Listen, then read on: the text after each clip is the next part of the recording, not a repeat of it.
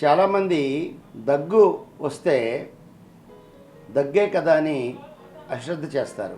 కొందరైతే రకరకాలు అంటే నాటు వైద్యాలు, కరక్కాయ బుగ కింద పెట్టుకునే వారు కొందరు, కరక్కాయ నమిలేవారు కొందరు, మరికొందరు రకరకాలైనటువంటి పసరానండి లేకపోతే తులసితో కూడినటువంటి ఆ ద్రావణం అనండి తాగుతూ ఉంటారు. సమయం ప్రేక్షకులకు నమస్కారం. నేను doctor Kutukuppala Suryarao, chief physician, doctor Kutukuppala Suryarao hospital, Kancharapalem, Visakhapatnam. దగ్గు అనేది ఒక జబ్బు కాదు, ఒక జబ్బు యొక్క లక్షణం.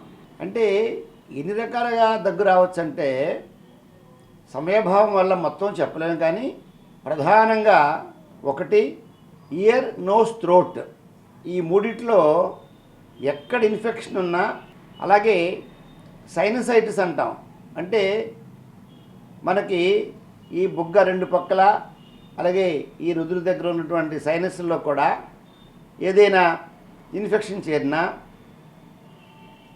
థ్రోట్ అంటే గొంతులో ఇన్ఫెక్షన్ వస్తే దాన్ని అప్పర్ రెస్పిరేటరీ ట్రాక్ట్ ఇన్ఫెక్షన్ అంటాం.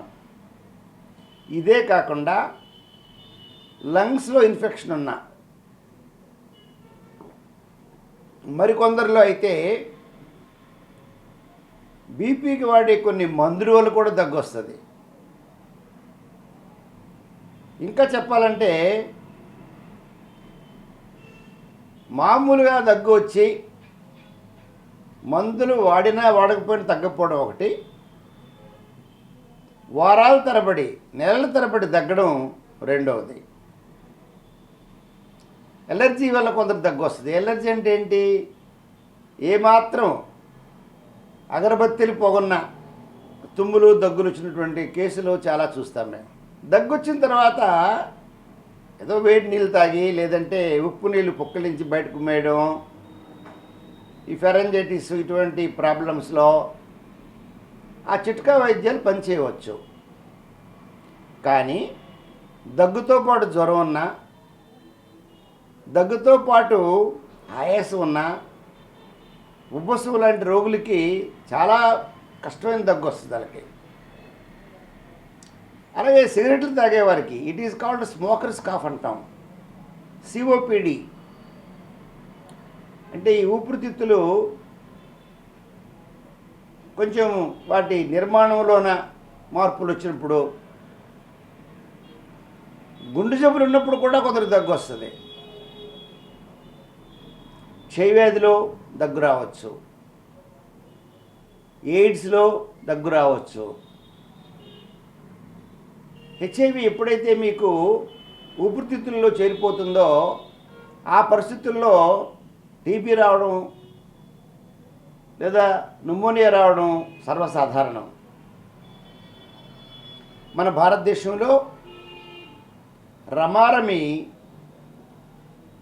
52% హెచ్ఐవి పాజిటివ్ కేసుల్లో టీబీ ఉంటుంది, దగ్గు ఉంటుంది, ఆయాసం ఉంటుంది, రాత్రిపూట జ్వరం కూడా వస్తుంది. మరి ఈవేళ ప్రపంచాన్ని విలయతాండవం చేస్తున్నటువంటి ఒమిక్రాన్ లేదా కరోనా లేదా delta plus corona delta virus, SARS-CoV-2, వీటిలన్నింటిలో కూడా ప్రధాన లక్షణం దగ్గు రావడమే. ఇంకా వీటితో పాటు పొలమారిపోయే దగ్గు రావడం, మరికొందరిలో కడుపులో ఉన్నటువంటి యాసిడ్ పైకి రిగర్జ్ అయిపోయి దాన్ని ఏమంటారంటే GERD అంటారు, గ్యాస్ట్రో ఈసోఫేజియల్ రిఫ్లక్స్ డిసీజ్. దానిలో కూడా ఆ ఎసిడిటీ వచ్చి గొంతుకులో ఇరిటేట్ చేసి ఎప్పటికీ దగ్గు తగ్గదు వాళ్ళకి.